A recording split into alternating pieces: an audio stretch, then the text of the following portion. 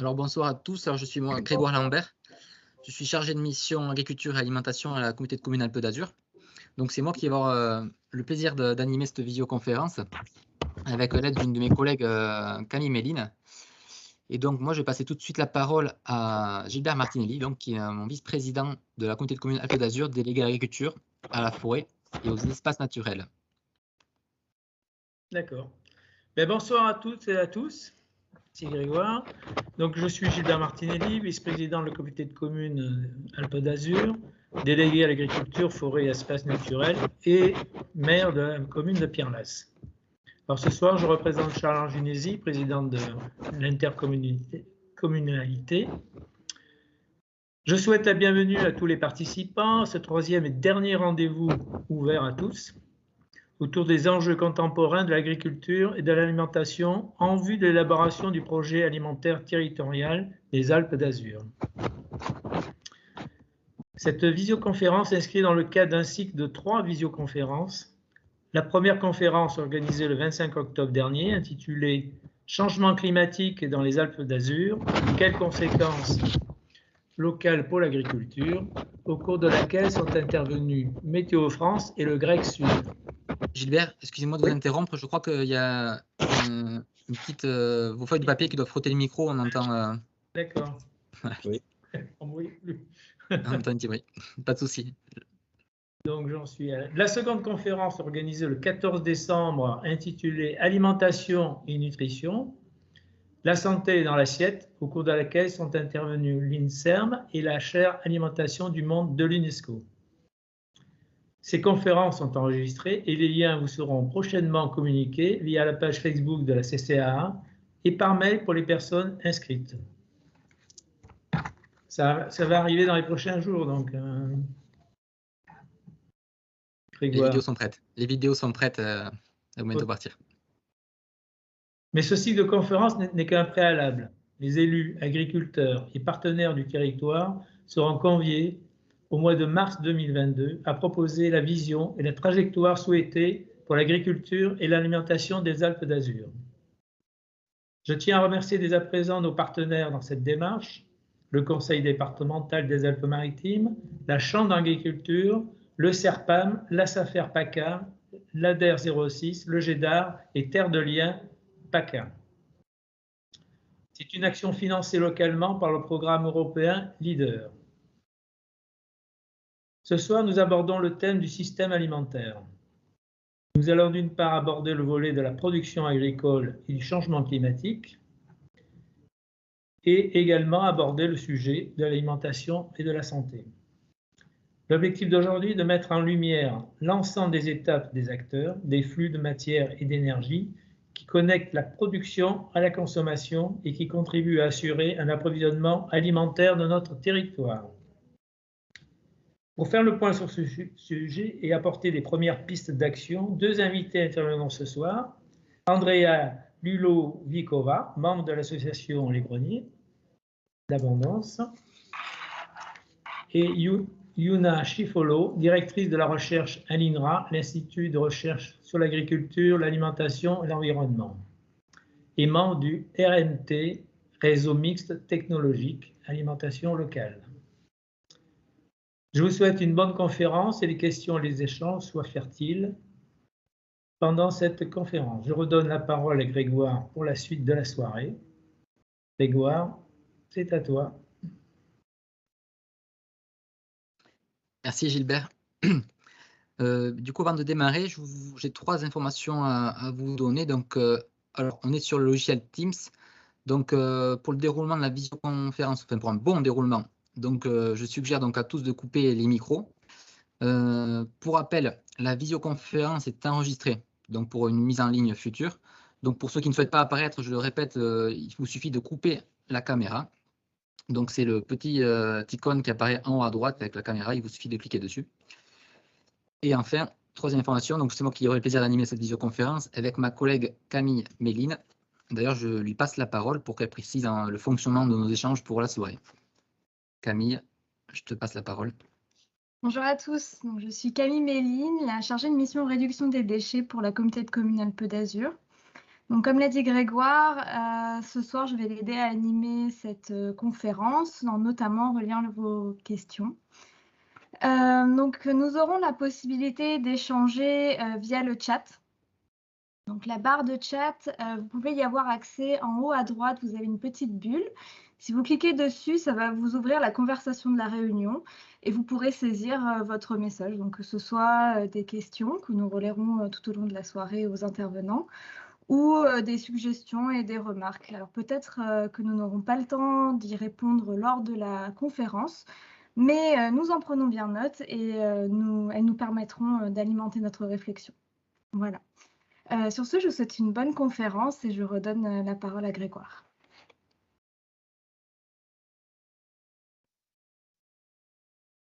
Merci Camille.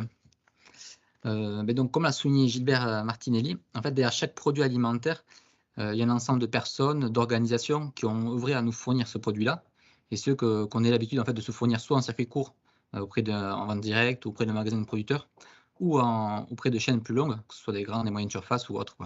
Donc en fait, dès qu'on parle d'agriculture ou d'alimentation durable, en fait, ça revient à se questionner sur le système alimentaire et quels sont les leviers qu'on peut actionner pour le rendre plus durable, ce système alimentaire. Donc ça, c'est la théorie. Et donc concrètement, ce qui est important, c'est de savoir quel est le parcours d'un produit alimentaire, en fait, comment il arrive dans nos cuisines et quelles sont les pistes quelles sont les pistes en fait, qui nous permettent de rendre ce système plus durable. Donc nous, ce sujet, on va le traiter en 2 chapitres ce soir, donc de façon toujours très scolaire. Donc le premier chapitre, c'est comprendre le système alimentaire actuel, donc comment il fonctionne, quelles sont ses fragilités, donc on va dire que c'est plutôt la phase de constat. Et le chapitre 2, c'est on va suggérer quelques pistes d'action, certaines parce qu'il y en a beaucoup, on va le voir, mais pour faire évoluer ce système alimentaire pour le rendre plus durable. Donc ça, on va dire que c'est le chapitre 2, chapitre pistes d'action. Donc pour répondre à ces questions, on a ce soir 2 invités. Donc c'est Andrea Lulovikova, donc des Greniers d'Abondance, et Inoa Chifolo de l'INRAE. Donc je vais vous laisser la parole. Elles auront l'occasion de se présenter avant de démarrer leur intervention. Donc Andrea, c'est à toi. Je te laisse partager ton écran, ton diaporama. Bonjour à tous, est-ce que vous voyez bien mon écran? Il apparaît. Oui. De mon côté, c'est bon. Super. Donc, merci, merci à tous et à toutes d'être là ce soir. Je m'appelle Andrea Lulovikova et je suis doctorante à l'Université Côte d'Azur en géographie où j'étudie les systèmes alimentaires territorialisés et l'impact de politiques alimentaires locales sur l'environnement et sur la résilience. En même temps, je suis membre de l'association Les Greniers d'Abondance. Donc, c'est une association qui a été fondée en 2018 et qui a 3 activités principales. La toute première activité, c'est la recherche. Donc, recherche sur les vulnérabilités de systèmes alimentaires et les réponses à l'échelle territoriale. Donc, l'aboutissement de ces recherches, c'est le guide qui a été publié en février 2020 qui s'appelle Vers la résilience alimentaire, que vous pouvez télécharger gratuitement sur notre site et qui fait un état des lieux de système alimentaire et ses vulnérabilités en France et finalement les voies de résilience à mettre en œuvre à l'échelle territoriale pour y répondre. Deuxième activité principale, c'est la sensibilisation, donc via des conférences, des fresques alimentation, etc.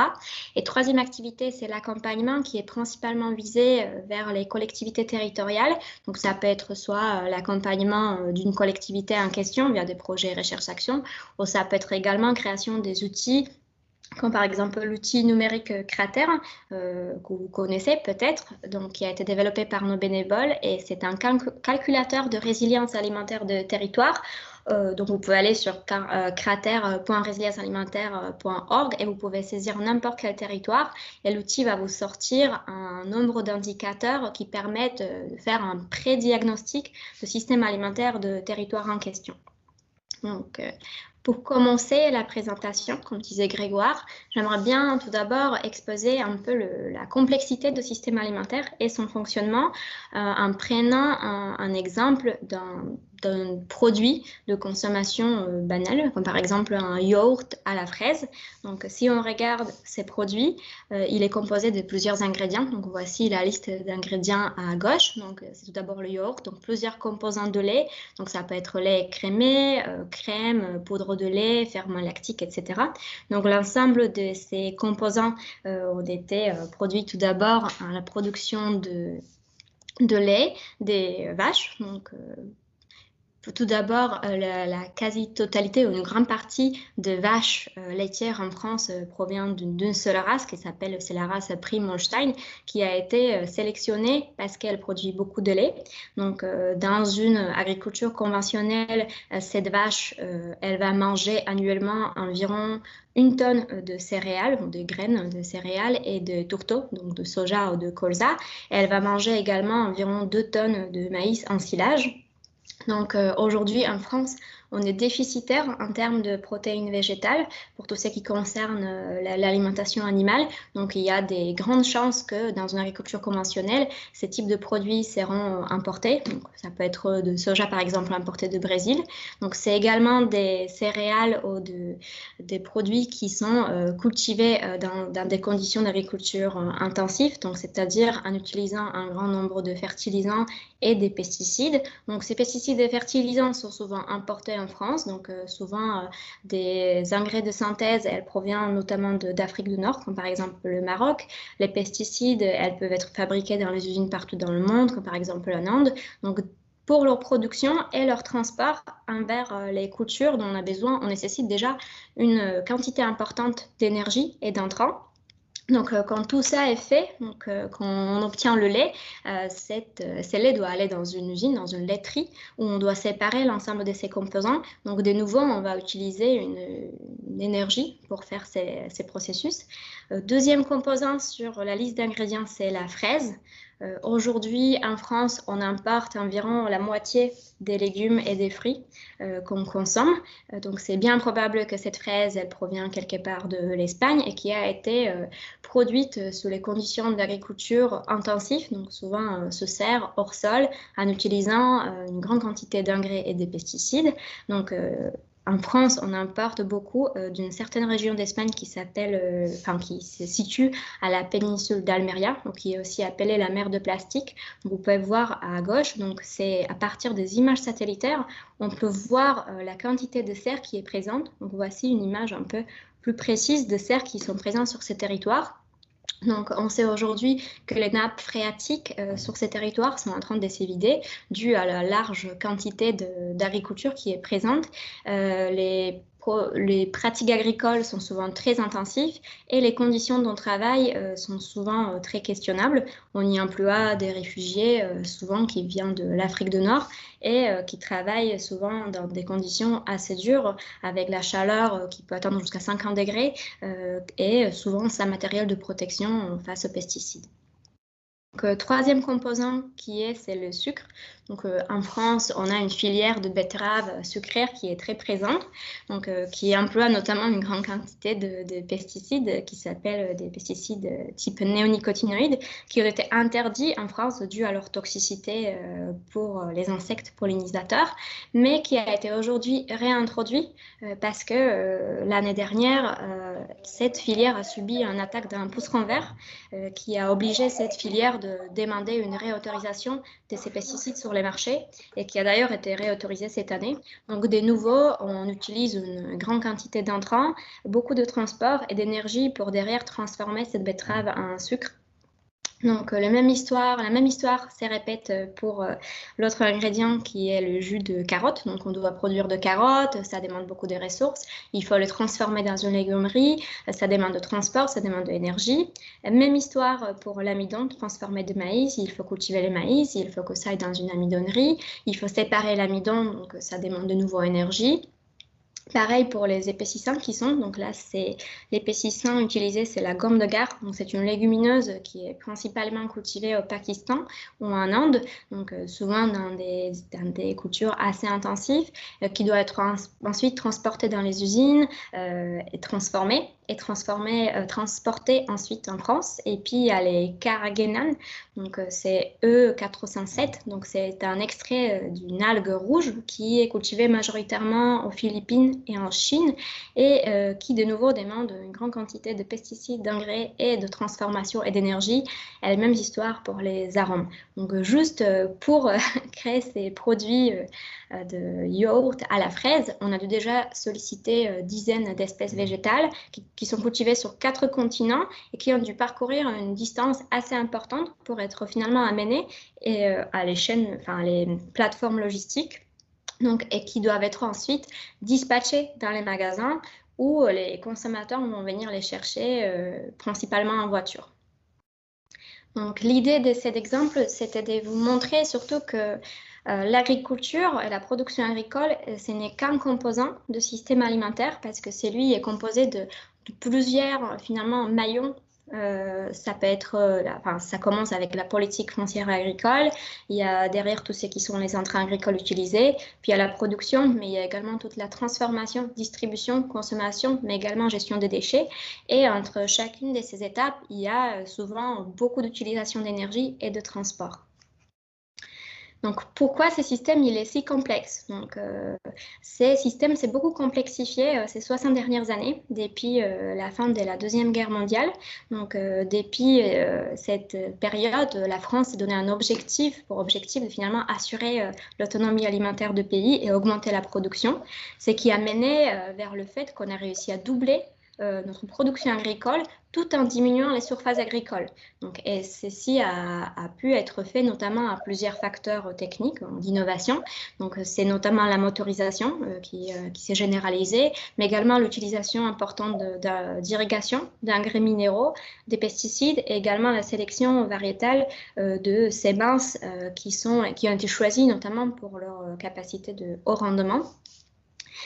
Ces systèmes aujourd'hui génèrent de nombreux dégâts sur les plans environnemental, social et également sur les plans sanitaires. Et même si ce système d'agriculture conventionnelle, il n'est pas aujourd'hui présent partout. Il y a également de nombreuses exploitations qui ont un mode de culture alternatif. Donc je parle notamment le territoire en question de communauté des communes Alpes d'Azur. On y voit encore beaucoup de pastoralisme, on y voit beaucoup d'agriculture diversifiée sur des petites surfaces, très respectueuses de l'environnement.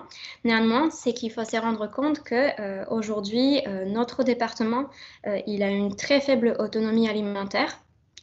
Il dépend environ 90% de ce qui est consommé et importé, ce qui veut dire que même si sur notre territoire, on a une agriculture plus paysan, ce n'est pas les produits qu'on y consomme sont issus notamment d'une agriculture conventionnelle qui est aujourd'hui dominante en France.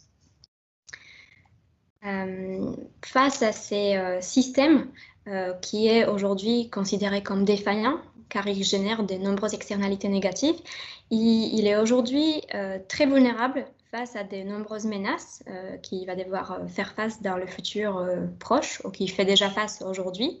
Donc, lors les précédents webinaires, vous avez déjà pu largement aborder la notion de changement climatique et son impact sur l'agriculture, mais également l'enjeu d'effondrement de la biodiversité et d'artificialisation de sol.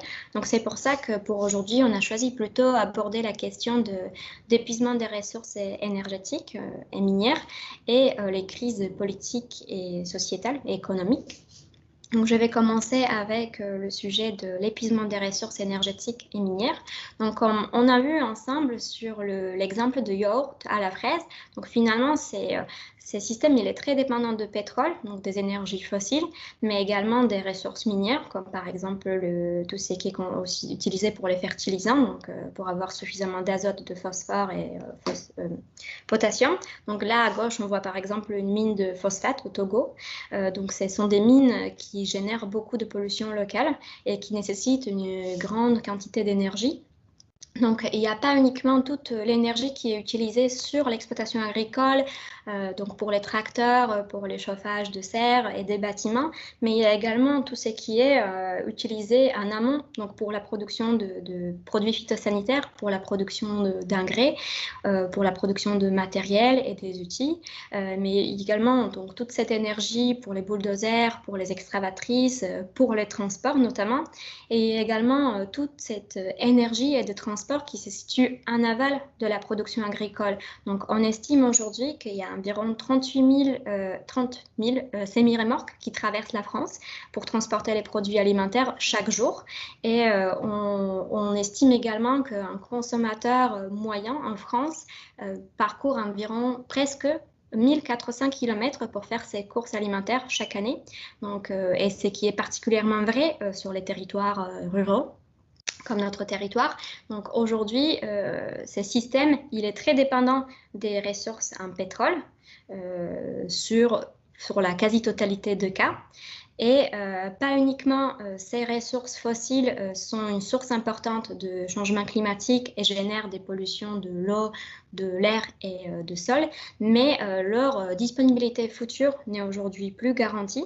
Donc voici une graphique de l'évolution de la production mondiale de pétrole et ses projections qui a été créée à partir des données de l'Agence internationale d'énergie.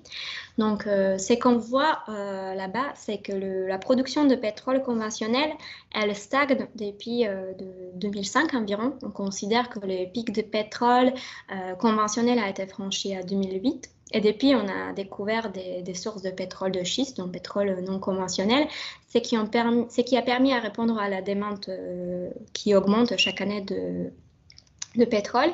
L'agence estime qu'il faudra augmenter notre production de pétrole à environ 1% par an pour satisfaire les demandes de l'économie actuelle. Mais si on considère l'ensemble de projets d'extraction qui sont actuellement en cours ou en développement, le scénario qu'on arrive à répondre à cette demande, il est jugé très improbable par l'Agence internationale d'énergie. Donc, il manquerait environ 18 millions de barils par jour. Et même si ce scénario, il est hypothétique et il faudra le prendre avec beaucoup de précautions, parce que vu comment le système alimentaire aujourd'hui il est organisé, sans cette production de pétrole, une contrainte de cette offre finalement pourrait avoir des répercussions assez graves sur nos populations. On peut prévoir que l'augmentation de prix de pétrole pourrait avoir des répercussions sur les prix des matières premières. Donc, ça pourrait notamment mettre en difficulté des ménages plus modestes qui se retrouvent aujourd'hui en précarité alimentaire. Il faut rappeler qu'aujourd'hui, il y a environ 7 millions de Français qui sont dépendants d'aide alimentaire, notamment depuis la crise de Covid. Et ces personnes seront forcément affectées par une contrainte future de production des énergies fossiles. Et si on considère le cas que ces produits n'est plus du tout disponible, dans ces cas-là, la sécurité alimentaire à l'échelle territoriale pourrait être impactée d'une manière assez importante. Donc, deuxième menace qu'on pourrait évoquer, c'est le risque de crise financière globale ou économique. Et sur ça, je vais passer la parole à Yuna pour détailler plus précisément l'impact de la crise qui nous impacte depuis ces 2 dernières années, donc la crise de coronavirus et son impact sur les systèmes alimentaires en France. Bonsoir à tous. Comme l'a dit Grégoire en introduction, donc en effet, je suis directrice de recherche à l'INRA, INRAE maintenant, et donc co-animatrice du RMT Alimentation Locale, qui est un réseau national financé par le ministère de l'Agriculture et de l'Alimentation, qui réunit des acteurs de la recherche, de la formation et du développement pour produire de l'expertise collective sur les circuits courts, plus largement, en fait, tout le mouvement de reterritorialisation, relocalisation de l'alimentation. Donc, produire de l'expertise, produire des études collectivement, mais aussi en déduire un certain nombre d'outils, de contenus de formation et de propositions pour l'action publique. Donc, dans ce cadre-là, donc on a mené une grande enquête, même plusieurs enquêtes en fait pendant la crise sanitaire au tout début, y compris même 2 jours avant le premier confinement, on avait lancé une grande enquête qui s'appelle Manger au temps du coronavirus, de façon à saisir l'impact de la crise sur les systèmes alimentaires. Alors, en essayant de regarder en particulier ce qui pouvait se passer pour les circuits courts, mais pas seulement, puisqu'on a regardé aussi, on a vu un certain nombre d'impacts, y compris sur les circuits longs, ce qui nous a permis de... En fait, cette enquête était vraiment basée sur le recueil de témoignages. Et on a eu plus de 800 témoignages, en fait, qui couvraient différentes situations en France, avec des gens qui témoignaient non seulement de ce qu'ils pouvaient vivre dans leur cuisine, dans leur AMAP, dans leur magasin de producteurs ou supermarché, mais aussi ce qu'ils pouvaient observer sur leur territoire. Donc, ça nous a permis justement de couvrir une grande variété de situations, autant dans le rural que dans les zones urbaines. On a complété en fait ces témoignages par des enquêtes semi-directives auprès donc avec des questions un peu fermées, mais en même temps où on permettait aux gens quand même de raconter ce qui se passait. Donc auprès des accompagnateurs, facilitateurs de circuits courts, et notamment beaucoup de conseillers de chambre d'agriculture ont répondu à ce questionnaire. On a fait une enquête auprès des agriculteurs directement pour savoir ce qui se passait. Et puis on a aussi comparé avec d'autres pays, parce que c'était aussi intéressant de savoir si finalement il se passait des choses en France simplement. Et donc, on a mené une enquête sur 13 pays, et ce qui nous a permis aussi de recreuser un certain nombre de pistes en France, parce qu'on voyait par exemple qu'il se passait quelque chose en Italie, donc on se posait la question pour savoir si ça se passait ou pas chez nous. Alors, juste un point sur les tendances observées et puis les enseignements. Alors, les enseignements dans la perspective autour de laquelle on discute aujourd'hui, donc qu'est-ce que ça nous apprend sur les systèmes alimentaires durables, résilients. Alors, en fait, les grandes tendances observées d'abord pendant la crise sanitaire et en particulier pendant le premier confinement, ça a été vraiment une polarisation des comportements d'achat, avec d'un côté des consommateurs qui se sont plutôt approvisionnés en supermarché, notamment les premiers jours du confinement, qui se sont approvisionnés beaucoup avec des phénomènes un peu de stockage aussi. Mais en fait, un pôle circuit court et produits locaux qui a aussi été très recherché. Finalement, quasi en même temps, en fait, à quelques jours près, mais en tout cas, il y a eu une très forte demande pour les circuits courts, avec une demande jusqu'à x10, en particulier pour les produits frais et dans les situations pour des producteurs qui étaient situés pas trop loin des villes, mais pas que des grandes villes, ça pouvait être aussi des villes moyennes. Et en fait, il y a eu plusieurs explications. Donc, pour un certain nombre de consommateurs, c'était une façon de se rassurer.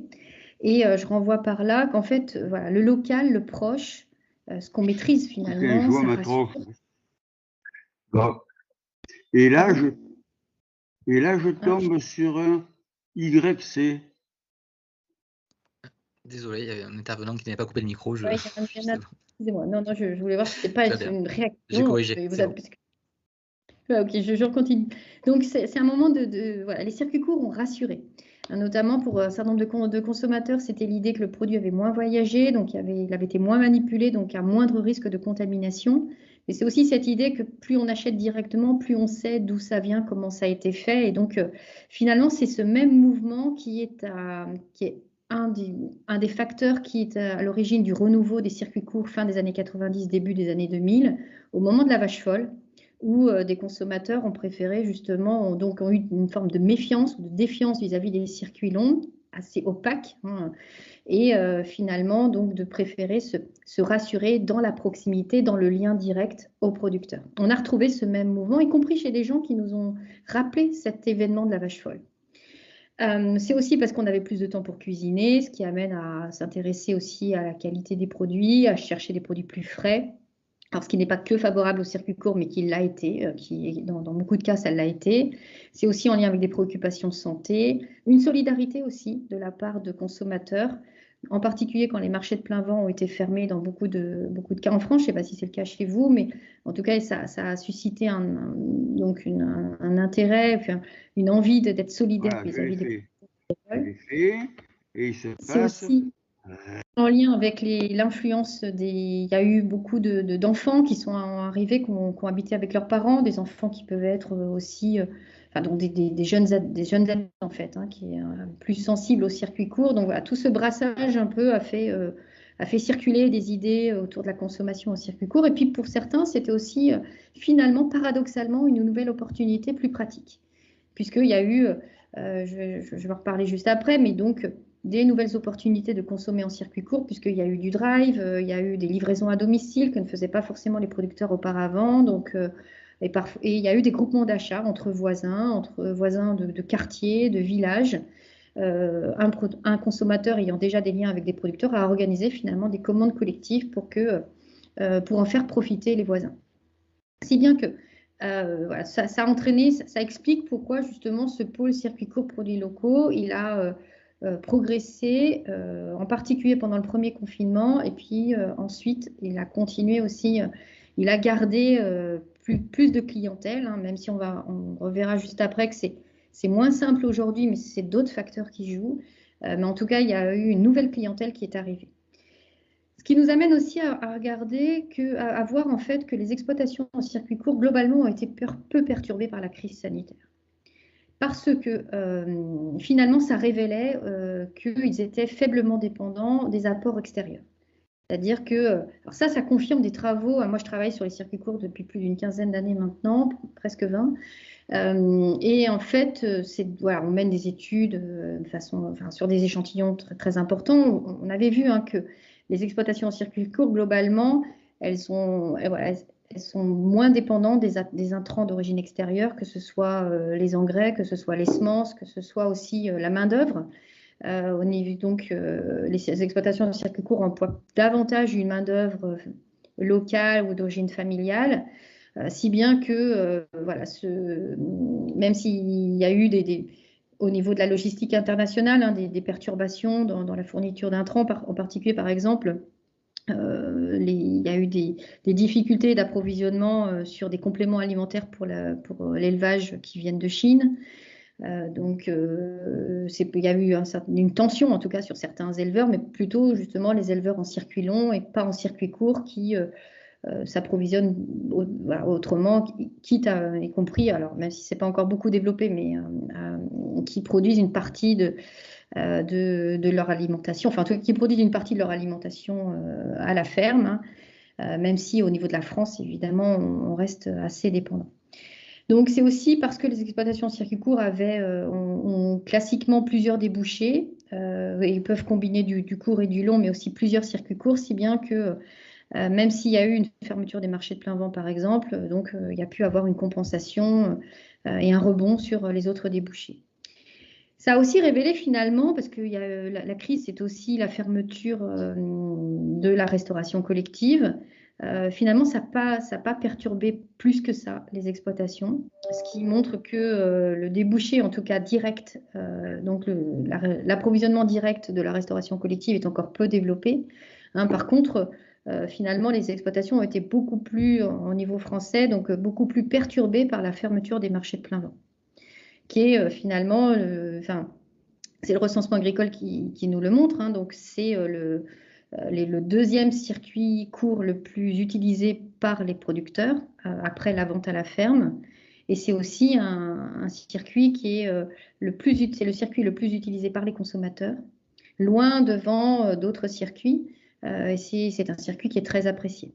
Donc la fermeture des marchés de plein vent a quand même été un peu problématique, même s'il y a eu des réactions rapides, avec l'appui de consommateurs et de citoyens. Je parlais des groupements d'achat tout à l'heure, avec l'appui aussi des organisations professionnelles, les champs d'agriculture, les associations de développement agricole et rural comme les réseaux CIVAM par exemple, et puis l'appui des collectivités qui ont pu mettre en place des cartes pour aider les consommateurs à trouver plus facilement les produits locaux, les circuits courts, les fermes auprès de chez eux. Donc tout ce mouvement a été important et a permis justement des réactions rapides face à des difficultés. Avec beaucoup de solutions collectives. Et c'est ça aussi qui est intéressant parce que on a eu des coopérations, y compris entre producteurs de circuits longs avec des producteurs en circuit court, de producteurs avec des consommateurs, de producteurs avec des collectivités. Donc beaucoup de solutions collectives qui ont permis justement de passer le cap. Si bien que donc la conclusion, c'est, en tout cas de cette première étape, c'est on a vu que les exploitations et les chaînes d'approvisionnement en circuit court ont contribué à la résilience alimentaire en ces temps de crise, mais aussi finalement la crise, elle a révélé ou confirmé que ce sont, alors il ne s'agit pas de dire que les circuits courts seraient durables et les circuits longs ne le seraient pas. Chacun a des intérêts vis-à-vis de la durabilité. N'empêche qu'en tout cas, les circuits courts ont montré leurs avantages spécifiques vis-à-vis de la durabilité, notamment leur faible dépendance à des apports extérieurs, leur assez bonne connexion, voire très bonne connexion avec les consommateurs, avec les citoyens, qui a permis justement une réaction rapide. Et puis des exploitations qui en général justement sont plus diversifiées que les exploitations en circuit long. Donc ça a aussi justement permis de révéler ces avantages spécifiques vis-à-vis de la problématique des systèmes alimentaires durables. Mais vous repassez la main pour qu'on puisse avoir ce moment de discussion. Je crois que c'est bon, le partage d'écran est terminé. Ça marche. Merci, Yuna. Juste, je vais redonner la main à Andrea. Alors, je m'entends mon écho. C'est bon, merci. Du coup, Andrea va juste présenter une dernière diapositive avant de passer au temps de questions-réponses. Andrea, je te relaisse la main.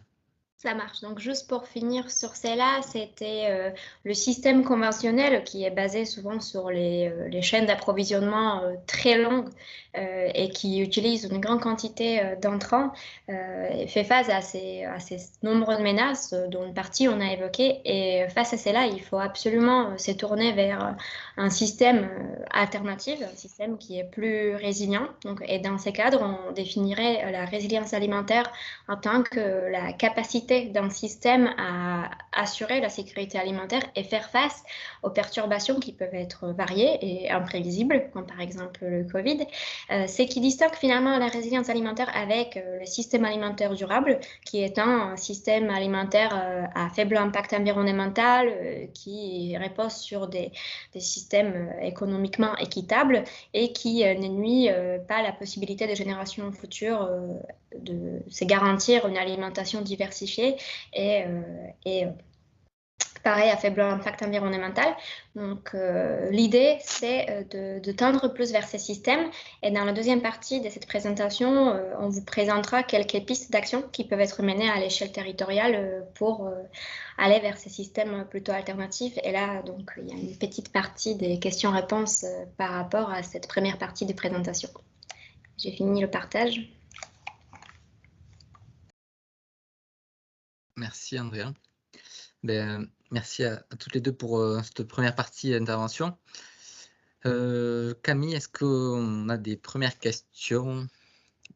Non, pour le moment, il n'y en a pas. N'hésitez pas à les écrire ou peut-être à ouvrir votre micro pour la poser directement. Sinon, moi, j'en ai une pour Yuna, s'il vous plaît. Vous avez parlé de la restauration collective, mais est-ce que aussi vous parlez de tout ce qui est restauration scolaire? Parce que ça me surprend que ça n'ait pas impacté sur les circuits courts. Est-ce que ça veut dire que finalement dans la restauration scolaire, c'est très peu de circuits courts qui sont utilisés?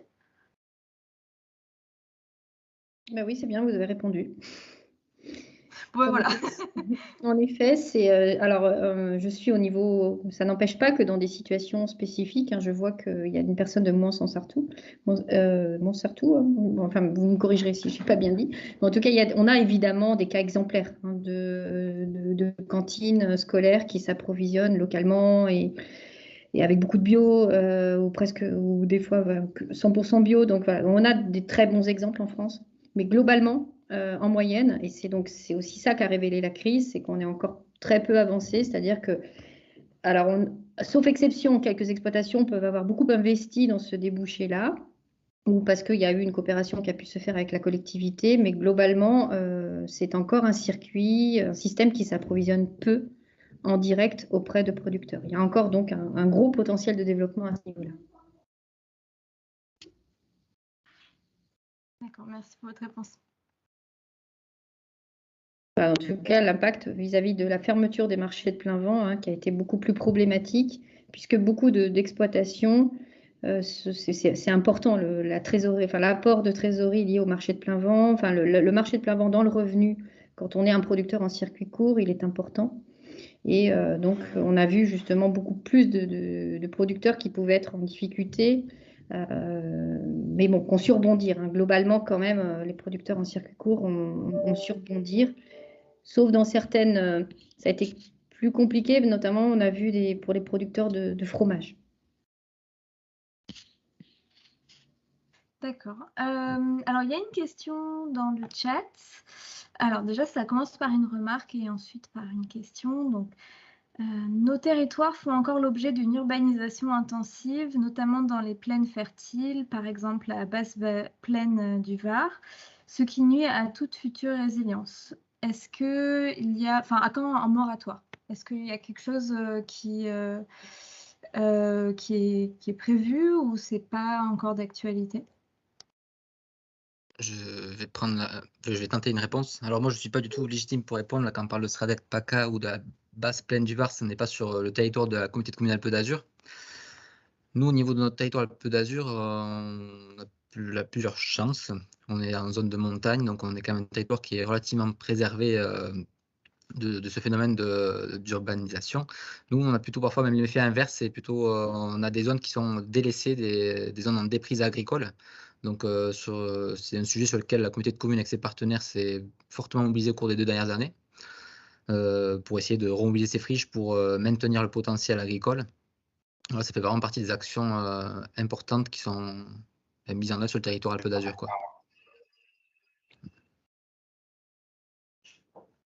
Voilà, j'espère avoir répondu en partie au moins à la question.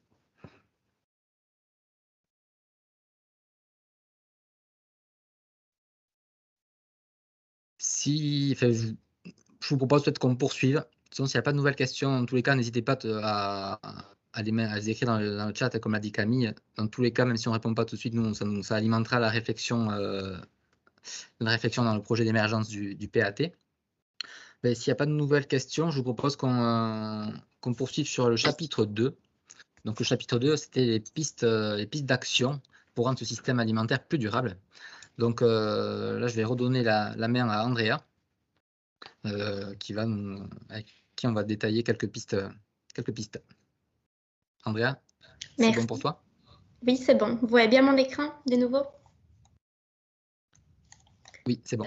Donc, notre association, les Greniers d'Abondance, dans les guides, on propose un ensemble de voies de résilience qu'on peut mettre en place à l'échelle de collectivités territoriales. Donc, il y a plusieurs raisons pour lesquelles on se concentre à l'échelle de collectivités territoriales.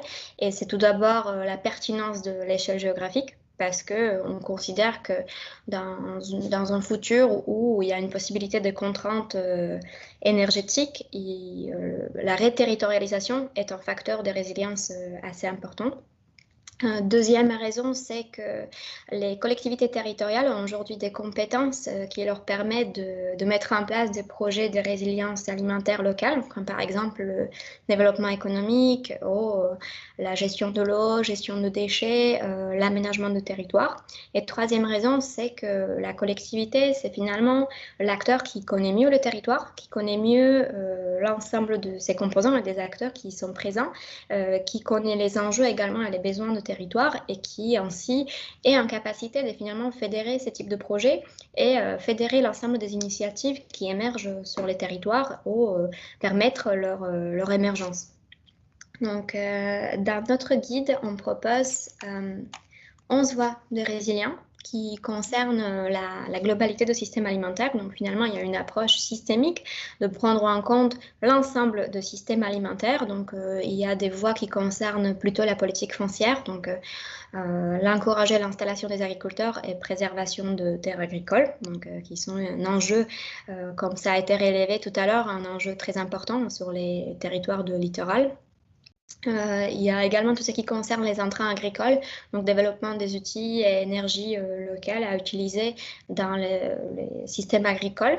Puis il y a également tout ce qui concerne les semences et leur développement des variétés qui seront plus développées au contexte de territoire. Puis il y a tout ce qui concerne l'irrigation. Donc j'imagine que c'était bien développé par Grec Sud, du fait qu'il faudra absolument développer des systèmes d'irrigation plus économes en eau. Il y a tout ce qui concerne la production agricole, donc développement d'une agriculture plus nourricière et diversifiée avec les pratiques agroécologiques. Et puis il y a tout ce qui concerne la transformation-distribution, donc simplification de la logistique, donc développement de circuits courts, transformation et stockage local, et tout ce qui concerne également la consommation, donc manger plus végétal. Donc c'était pareil, c'était largement développé lors de précédents webinaires. Et finalement, il y a aussi tout ce qui concerne les déchets et le recyclage de nutriments à l'échelle territoriale. Donc, on ne pourra pas tout évoquer ce soir. Donc, c'est pour ça qu'on a choisi évoquer quatre composants ou 4 voies de résilience. Donc, je vais tout d'abord parler de la nécessité d'installation des agriculteurs et de l'agriculture nourricière. Et ensuite, Yuna, elle parlera plus de filières alimentaires, leur distribution et transformation. Donc, pour commencer, je parlais de l'augmentation de la population agricole. Donc, à la fin d'année, on a reçu les résultats de nouveaux recensements agricoles de 2020 et le constat, il est assez alarmant. On a perdu environ 5000 exploitations en 10 ans, donc depuis 2010, et finalement, tout s'inscrit dans une tendance qui est présente depuis 150 dernières années. Donc, depuis les 30 dernières années, on a perdu la moitié des agriculteurs et des exploitations qu'on a en France. Donc, et pas simplement la population d'agriculteurs est en train de s'effondre, on pourra dire, avec environ 1% de la population qui exerce ces métiers. Mais en plus de ça, cette population fait face à un nombre de défis, notamment un défi démographique, parce que aujourd'hui, avec le recensement agricole, on a eu les chiffres qui montrent que 58% des agriculteurs en France ont plus de 50 ans. Donc en 2010, ces chiffres étaient environ 52% des agriculteurs qui avaient plus de 50 ans. Donc si rien n'est fait pour freiner ces tendances, d'ici 10 ans, on va faire face à nombreux départs de retraite des agriculteurs. Et même si c'est aujourd'hui installation et transmission des agriculteurs, il y a plusieurs obstacles, notamment des obstacles pour la disponibilité et le prix de foncier. Il y a plusieurs leviers qui peuvent être menés par les collectivités territoriales. Donc là, j'en évoque 6 leviers d'action qui peuvent être menés à l'échelle d'une collectivité.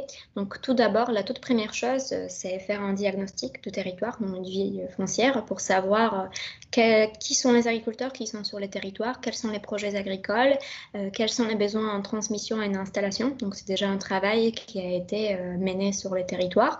Et suite à cela, on peut établir un constat, définir quels sont les enjeux et les besoins de territoire. Et derrière, on peut mener les actions qui sont adaptées. Donc, par exemple, si l'enjeu, c'est la transmission, donc le défi démographique, on pourra essayer de créer des réseaux, donc accompagner la transmission en regroupant les acteurs et des réseaux locaux. Donc, ça peut être fait en collaboration avec la Chambre d'agriculture. Par exemple, il y a d'autres structures, comme par exemple le pôle Impact, donc pour agriculture citoyenne et territoriale, donc qui regroupe l'ensemble des acteurs comme Terre de Liens, les Champs de Possibles, les AMAP, etc. et dont une partie de mission concerne l'accompagnement de l'installation de nouveaux agriculteurs ou la transmission. Donc ça dépend de chaque territoire, mais il y a aussi d'autres manières de faire. On peut par exemple organiser des cafés installation-transmission avec des agriculteurs potentiels et les agriculteurs dont l'âge se rapproche de la retraite. Il y a aussi des ateliers qu'on peut organiser, comme par exemple la communauté d'agglomération Grand Angoulême. Ils ont organisé des ateliers avec l'ensemble des agriculteurs qui ont plus de 57 ans pour les sensibiliser sur les enjeux de transmission et leur expliquer quelles sont leurs possibilités, quelles sont leurs options, de les mettre en contact avec les potentiels repreneurs. D'autres actions qui peuvent être faites et qui devraient être souvent privilégiées par chaque collectivité territoriale, c'est la mise en réserve de foncier et la priorité systémique à l'installation agricole. Donc ça peut être fait via des plans, programmes d'urbanisation, donc le PLU, le SCOT, etc. Et on peut également établir des conventions, comme par exemple avec la SAFER, avec les Terres de Liens. On peut également essayer de voir s'il y a de fonciers vacants disponibles, donc faire un état des lieux pour voir s'il n'y a pas de foncier qu'on pourrait mettre à disponibilité pour développer certains projets agricoles, comme par exemple l'installation des agriculteurs en circuit court, etc. Il y a une autre action qui est acquérir de foncier agricole par la collectivité elle-même. Donc c'est une action souvent qui témoigne d'un engagement assez fort de la collectivité. Donc l'exemple emblématique ici dans la région, c'est le PAT de Boissartou, qui a fait leur propre régie agricole pour approvisionner la cantine scolaire. Et on peut également faire des espaces tests agricoles. Donc, c'est par exemple quelque chose qui est en train d'être testé par le PAT de la métropole, qui met en disposition un espace test. C'est souvent pour les agriculteurs pour les potentiels agriculteurs qui ne sont pas issus de milieux agricoles et qui souhaitent finalement tester cette activité avec un accompagnement technique ou administrative de la collectivité qui peut lui permettre de créer des débouchés, etc. Donc voici quelques leviers d'action qui doivent être bien sûr adaptés aux besoins du territoire. Par exemple, le territoire de communauté communale d'Azur, c'est un territoire qui a des conditions topographiques, par exemple, qui leur donnent une contrainte en termes d'agriculture qui peut être développée. Donc, et également, il y a des zones de protection d'environnement qui doivent être respectées. Donc chaque territoire doit finalement développer ces actions qui sont nécessaires et la collectivité sert notamment à fédérer l'ensemble de ces initiatives, de les encourager et de finalement mettre en réseau l'ensemble de ces acteurs. Donc, une deuxième voie que je pourrais évoquer, c'est le développement d'une agriculture nourricière, donc plus diversifiée. Aujourd'hui, en France, il y a 9 exploitations sur 10 qui sont spécialisées à un seul type de culture. Ceci provient notamment de cette révolution agricole auquel je parlais dès le début. C'est le fait qu'on a encouragé un développement de grandes zones agricoles spécialisées en un seul type de production. Donc, par exemple, le bassin parisien en Alsace, c'est notamment de production de céréales. À l'ouest, ça sera plutôt l'élevage intensif. Ce qui fait que nos départements ne sont pas très autonomes et on est obligé d'importer environ plus que 90% de ce qui est consommé sur nos territoires et on exporte également 90% de ce qui est produit sur les territoires, ce qui, de nouveau, éloigne déjà les producteurs avec les consommateurs et crée des externalités négatives, notamment en termes d'augmentation des surfaces et des exploitations ou intensification des pratiques. Donc face à cela, je vais laisser la parole à Grégoire pour expliquer un peu quel est le constat en termes de potentiel nourricier sur le territoire.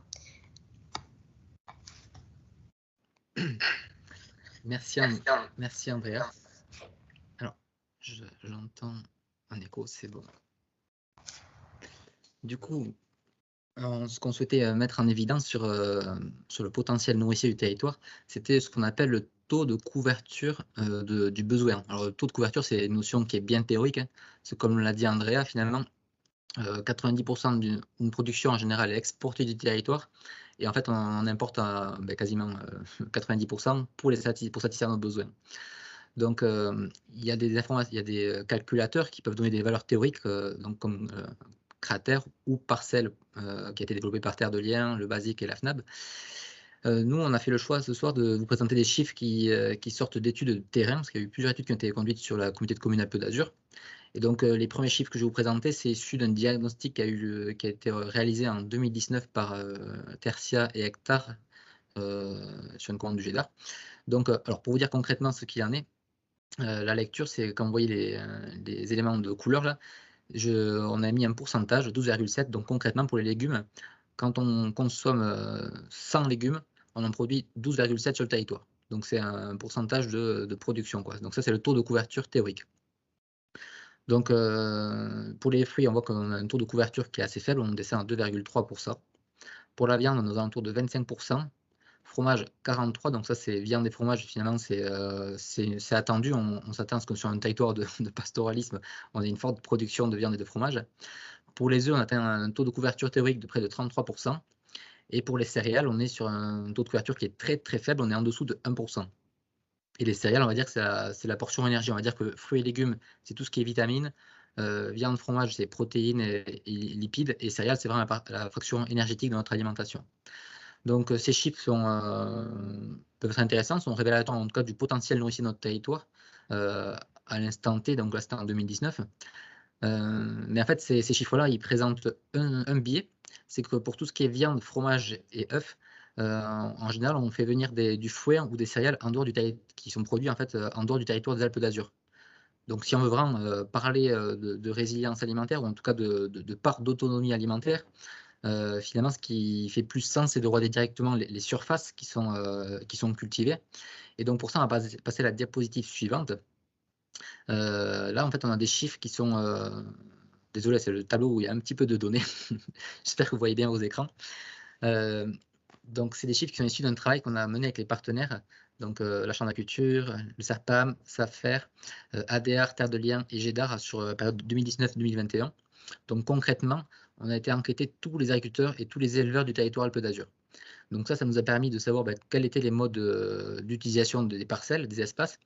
Et donc, en fait, j'ai mis les chiffres de production au regard des surfaces valorisées. Donc, on va balayer ensemble le tableau. Donc, en gros, en 2020, pour l'élevage, donc on l'a dit, on avait une fourchette entre 25 et 40% d'autonomie alimentaire. Donc, l'élevage sur notre territoire, c'est ce qui représente les plus grandes surfaces. On est sur du 39 000 hectares. Donc, ça peut représenter une surface colossale. En fait, c'est essentiellement lié aux estives et aux parcours qui sont des espaces pastoraux, ce qu'on pourrait dire, entre guillemets, des espaces un peu productifs, quoi. Donc les estives, c'est les zones où le point de définition. Les estives, c'est les zones qui sont pâturées en été. Donc c'est le pâturage d'altitude. En fait, on amène les troupeaux en gros de juin à septembre. Les parcours, c'est des pâturages sur des landes ou des prairies de zones intermédiaires. Et les prés de fauche, c'est des espaces où on fauche le foin qui est destiné aux animaux d'élevage. Donc on voit que les surfaces les plus importantes, c'est vraiment les parcours et les estives. Et les prés de fauche représentent environ 970 hectares. Donc, mais là, je vous dis, il y a un petit biais, c'est qu'on ne sait pas exactement dans ces surfaces-là ce qui alimente le troupeau, le pourcentage d'alimentation des troupeaux, quoi. Donc, je vous dis, il y a des céréales ou du foin qui viennent en dehors du territoire, de territoire extérieur à la CCA. La deuxième ligne, en fait, c'est les céréales et autres cultures. Allô, salut Vanessa. Ah, excusez-moi, il y a une autre personne qui n'a pas coupé le micro, je le coupe tout de suite et je reviens à la présentation. C'est bon.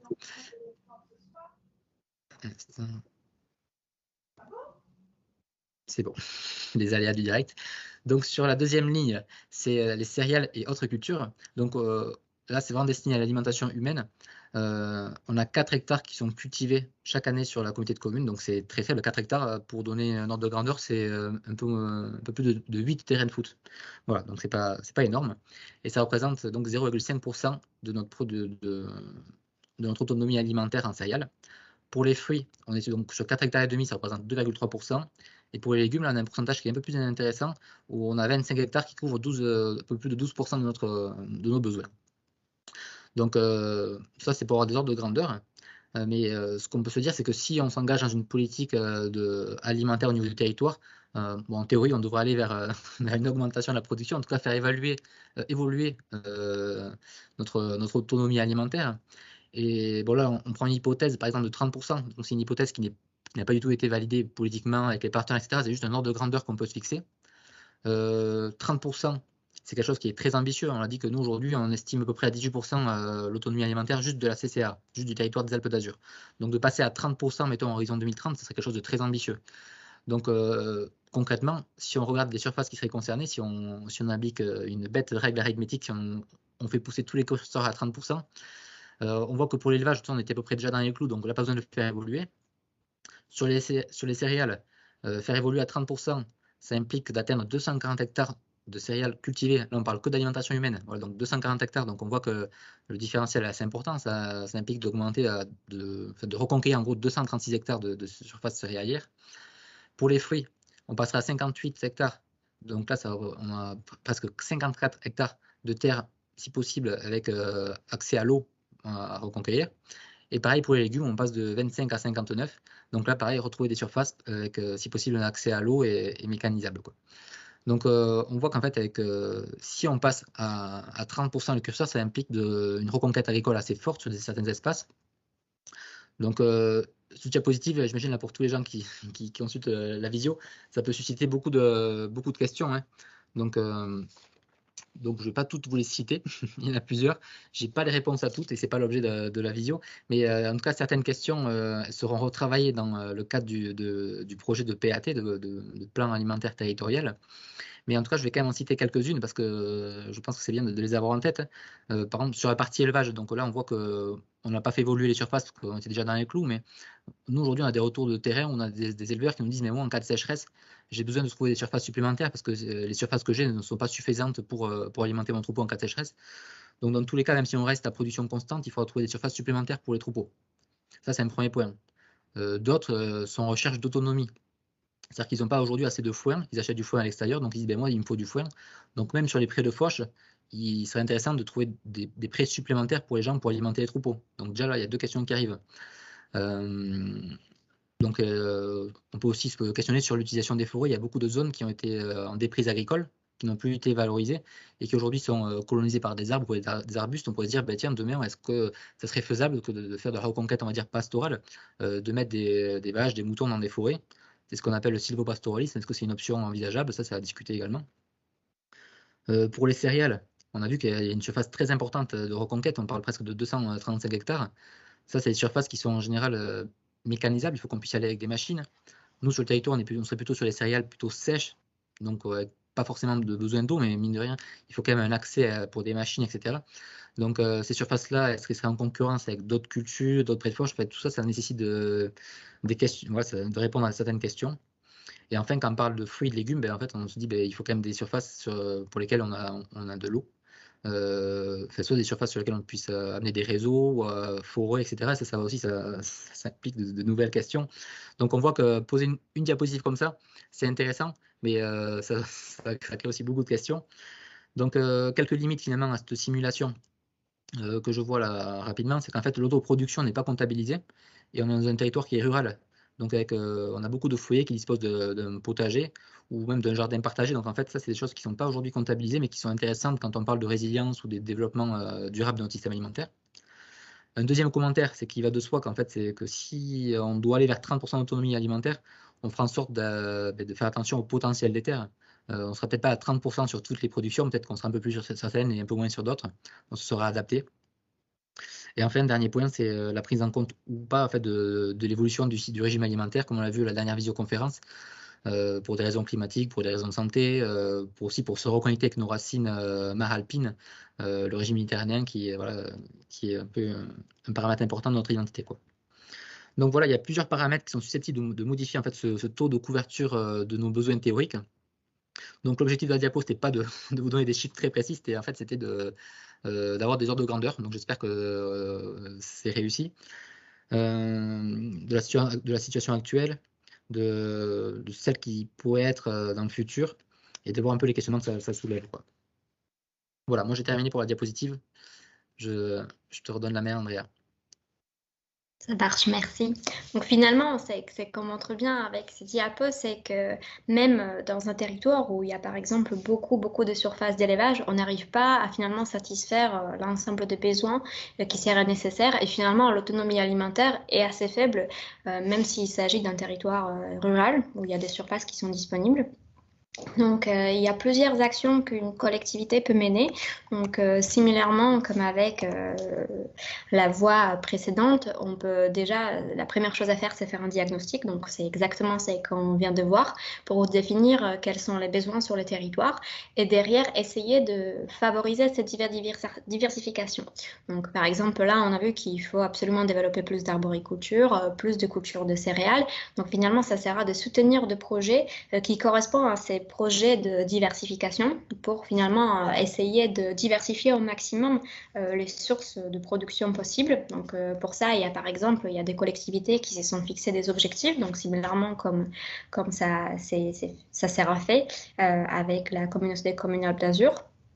Par exemple, l'agglomération d'Essonne, qui s'est fixé également des objectifs assez ambitieux en termes d'approvisionnement alimentaire, ou le PAT d'Albi, on pourra citer. Et on peut également essayer de structurer les débouchés ou l'ensemble de filières, notamment via la commande publique. Donc, on peut développer la restauration collective, dont qui est obligé aujourd'hui à respecter la loi Egalim, donc c'est-à-dire de fournir un ensemble de produits de qualité dans la restauration, et on pourra compléter cela en favorisant la production locale diversifiée. Et la dernière voie qu'on pourrait évoquer, donc qui a été un peu évoquée par Grégoire, c'est l'autoproduction par les citoyens.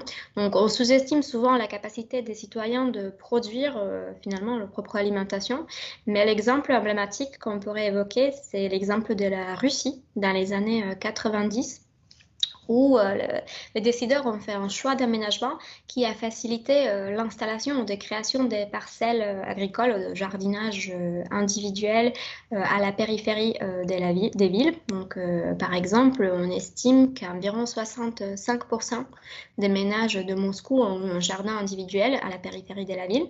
Et on estime également que la valeur de cette production se situe à environ 20 ou 30% de la production agricole en Russie. Donc, c'est quelque chose assez conséquent. Et pas uniquement cette organisation, ces aménagements en termes de production agricole a été une source importante qui a finalement freiné certaines conséquences de la crise économique en Russie à la fin des années 90. Mais cette production a également finalement encouragé une forme d'agriculture citoyenne. Donc elle a impliqué les citoyens dans la production locale, elle a réussi à créer des liens entre les citoyens, elle a finalement développé une production qui était moins dépendante aux lois de marché et qui a également favorisé la ressource locale. Donc j'ai regardé, et selon les chiffres d'INSEE, sur les territoires de la communauté communale d'Azur, environ moitié des ménages possèdent une maison individuelle avec souvent un accès à une petite parcelle où on peut pratiquer le jardinage là-bas, mais il y a également d'autres formes d'agriculture citoyenne qui peuvent être développées. Par exemple, ici dans le département, on a l'exemple de collectifs qui s'appellent les Petits Loups Maraîchers, donc près de Loup, qui ont créé une association avec un maraîcher professionnel qui s'occupe de maraîchage, et finalement il y a également des adhérents, ils y participent, ils donnent leur temps, et en même temps ils participent financièrement, ce qui leur permet d'avoir un panier hebdomadaire des fruits et légumes locaux et en bio qui est bien moins cher que les légumes ou les fruits qu'on pourrait acheter dans des magasins bio. Donc il y a plusieurs possibilités de faire. Donc, c'est exactement ce que la collectivité est en train de faire. Et de nouveau, pareil, il faut s'adapter aux enjeux et des besoins locaux. Et donc là, j'ai parlé notamment de la partie de la production agricole. Et là, je vais passer la parole à Yuna qui développera plutôt la partie en aval de la production qui concerne la distribution et la transformation. Merci Andrea. Du coup, Yuna, je ne sais pas si pour vous c'est OK. Deux autres éléments, donc ça raccourcit, simplifier les circuits de commercialisation, puis on parlera un peu aussi des enjeux en termes de filière et de transformation. Juste un rappel, donc les circuits courts alimentaires, on avait donc mené une grande enquête en 2013 auprès d'un échantillon représentatif de la population. Les cours, c'était 10% du total des achats alimentaires en 2013. Sachant que 2013, c'est quand même, il y avait encore assez peu de circuits courts basés sur du numérique, donc on est quand même à un stade. Voilà, il y a eu beaucoup plus de divulgation de circuits courts après 2013, si bien que, alors on n'a pas de nouvelle enquête nationale, mais on a beaucoup d'enquêtes locales, régionales qu'on a extrapolées. Alors évidemment, on est vigilant sur la population. Crise sanitaire, on était plutôt entre 15 et 20%. La crise sanitaire les aurait plutôt installés, confortés à 20%, et sans doute qu'on est un peu moins aujourd'hui, surtout depuis mai-juin 2021, où on a une baisse de la consommation en circuit court, mais plus largement, en fait, on a une baisse de la consommation de produits de qualité, y compris dans les circuits longs. Pour différentes raisons, en particulier en raison d'un ressenti de baisse du pouvoir d'achat. Donc c'est pour ça que c'est une baisse en fait de consommation de produits de qualité qui finalement fait que il y a un certain nombre de producteurs en circuit court qui vendent moins, mais aussi de producteurs en circuit long qui vendent moins aussi. Alors, si on effet, on raisonne. Ce que la crise nous a montré, c'est vraiment cette complémentarité entre circuit court et circuit long. Donc, étant donné sauf qu'on est dans une situation très déséquilibrée, donc il y a une nécessité de rééquilibrage entre circuit court et circuit long. Alors, à toutes les échelles possibles. Et en fait, l'idée, c'est de voir ce qu'on peut rééquilibrer localement, à l'échelle y compris même d'une commune ou d'une communauté de communes, mais aussi d'un plus de la région. Enfin, donc, en veillant justement que c'est certainement avec différentes échelles que ça se joue, mais en combinant aussi les circuits courts locaux et les circuits courts régionaux. Donc, c'est pas forcément tout ne se joue pas, enfin, en tout cas, dont l'origine des peut aussi être à une échelle régionale, voire même d'une autre région. Hein. Donc, il y a quand même l'idée, c'est de ne pas se fermer sur le local, mais bien de repenser finalement les alliances, les partenariats avec d'autres territoires. La crise, elle nous a montré aussi, mais j'en parlerai pas forcément aujourd'hui, mais qu'il est urgent de reprendre la main sur les circulants. Parce que là aussi, pareil, enfin, on sait très bien qu'on ne pourra pas produire un certain nombre de choses, mais pour autant, il ne s'agit pas de rester dépendant d'approvisionnement extérieur qu'on ne maîtrise pas du tout, mais sans doute aussi de revoir un peu les partenariats entre territoires à des échelles plus longues. Finalement, il y a beaucoup de circuits courts possibles, puisque finalement, en France, on a des circuits courts à la ferme, mais aussi des circuits qui sont... on va trouver des produits en circuit court dans la grande distribution, dans les commerces de détail, chez les artisans, les restaurateurs. Donc, il y a une très grande diversité de circuits. L'enjeu, c'est certainement de voir ce qu'on peut, à tous les niveaux, en fait, hein, comment on peut raccourcir, y compris, ça peut intéresser en termes de diversification, remettre plus de cours et de local chez les artisans, parce qu'on parle beaucoup de la distance entre producteurs et consommateurs, mais on a aussi finalement perdu du lien entre les artisans et les producteurs, par exemple. Hein, notamment les bouchers s'approvisionnent presque pas. Et c'est en discutant avec des gens qui les représentent que je vous dis ça, c'est pas du tout un point de vue. Donc, fonctionne finalement peu en circuit court et donc il y a aussi des liens à retisser dans ces circuits courts avec, vous savez, la définition officielle hein, en France, c'est un intermédiaire maximum entre producteurs et consommateurs, mais finalement, on pense souvent plus à vente directe et pas forcément suffisamment justement à ces circuits courts avec intermédiaires qu'il faut développer. Sachant que on veut justement gagner en résilience, en durabilité, l'option circuit court ne suffit pas. C'est-à-dire qu'il va falloir regarder d'un peu plus près parce que finalement, on a des circuits courts qui ne sont pas forcément durables, quand bien même ils sont locaux. Et donc, ça nous amène finalement au moins 2-3 choses.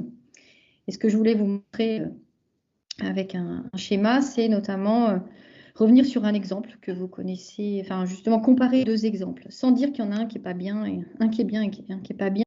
Donc je voulais vous montrer en fait la différence entre deux circuits courts un peu pour qu'on voit et pour qu'on puisse rentrer un peu à l'intérieur de ces circuits. C'est l'exemple La Ruche qui dit oui où donc est une plateforme de commande de produits locaux par Internet. Donc, Ruche qui dit oui, a été racheté. Hein, on n'est plus sur une entreprise française puisque c'est une entreprise qui a été rachetée par un fonds à impact belge. Et donc, quand vous achetez un produit à La Ruche qui dit oui, vous payez, il y a 20% de commission. Et la commission, finalement, payée les fondateurs de La Ruche qui dit oui, et notamment qui sont, donc, en l'occurrence, mais aussi finalement, votre argent sert aussi à ce fonds à impact. Quand vous allez dans un magasin de producteurs, vous payez aussi 20% de commission.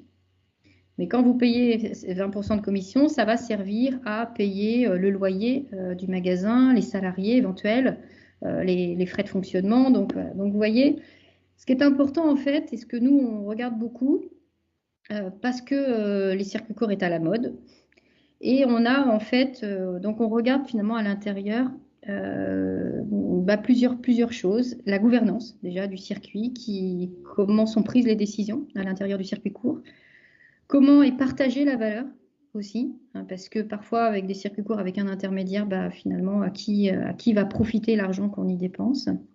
Quels sont les modes de production et de transformation aussi, puisque vous pouvez justement avoir des circuits courts qui proposent des produits qui répondent, en tout cas qui ne correspondent pas aux attentes des consommateurs. Parce que cette enquête qu'on avait menée en 2013, on avait vu notamment que pour 50% des consommateurs en circuit court, un circuit court, c'est bio. Alors, c'est pas vrai, parce qu'en fait, il n'y a pas autant de bio dans les circuits courts. Mais vous voyez, les représentations, les images que s'en font les consommateurs, c'est que les circuits courts sont souvent bio, quoi, en fait. Hein. Donc, l'idée, en tout cas, c'est de regarder un peu. Je suis désolée, je vous montrerai justement, je vous enverrai le diaporama, vraiment, je suis vraiment navrée. En tout cas, de regarder derrière les circuits courts, finalement, quelles sont les méthodes de production et de transformation, en essayant qu'elles soient, de soutenir plutôt des formes durables. Non seulement durables parce que y a un enjeu de durabilité, mais c'est aussi parce que les consommateurs attendent ça, ou se représentent ça. Donc, c'est important de regarder ça, puis des modes de production et distribution, de transformation qui ne vont pas entraîner une nouvelle dépendance. L'exemple des fermes verticales, alors vous, qui ne vous concerne pas forcément dans votre territoire, mais qui se développent dans d'autres pays ou dans d'autres régions de France, et qui finalement, derrière, c'est des nouvelles dépendances, parce que notamment les substrats sur lesquels on va faire ces fermes, donc en général, viennent de pays étrangers. L'idée, c'est aussi que certains circuits courts vont avoir tendance à reproduire finalement le fonctionnement des circuits longs. Alors, ils ne sont pas forcément très intéressants, notamment dans cette perspective de complémentarité, hein, parce que ce n'est pas la peine de reproduire dans du court ce qui existe déjà très bien et qui fonctionne bien, enfin en tout cas qui fonctionne dans du long.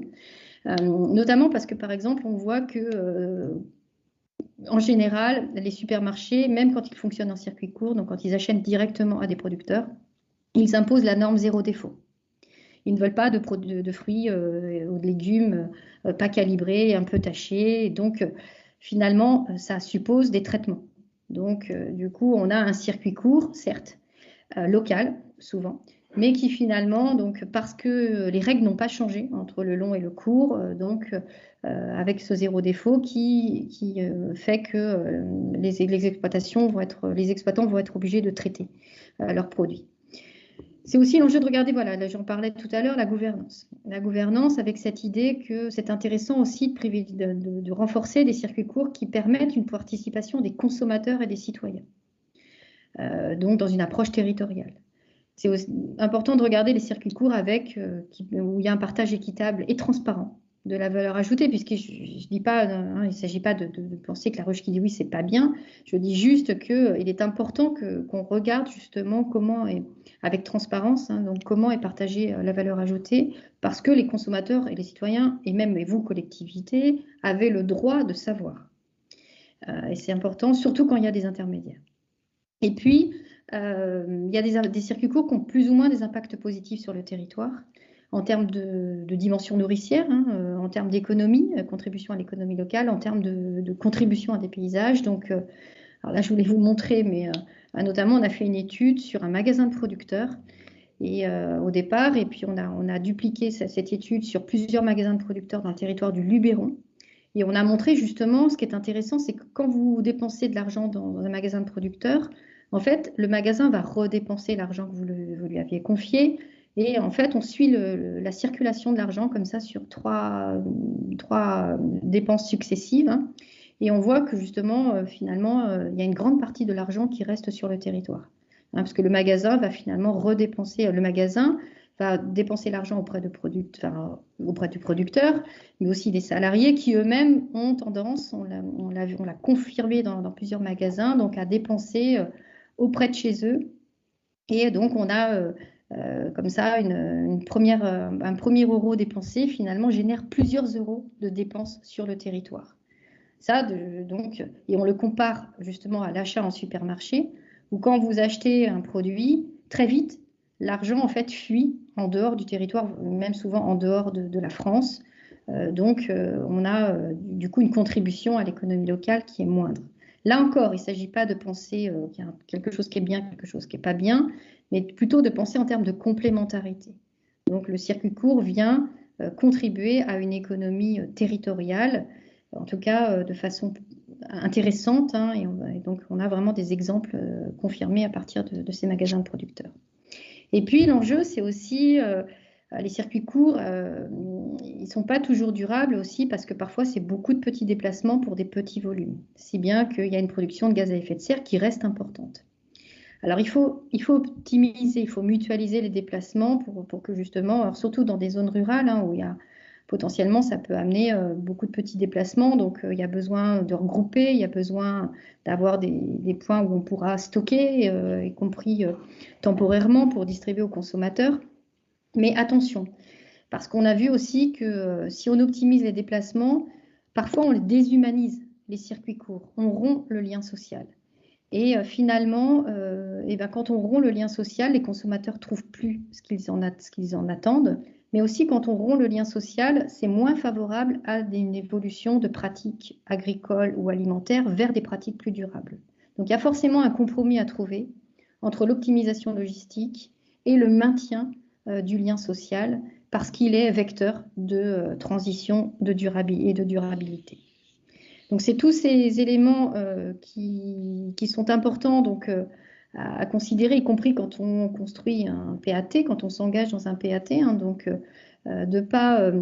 cas, de bien organiser cette complémentarité circuit court, circuit long, mais en étant, avec au moins quelques points de vigilance, parce que tous les circuits courts ne se valent pas. C'est pas du tout un monde homogène.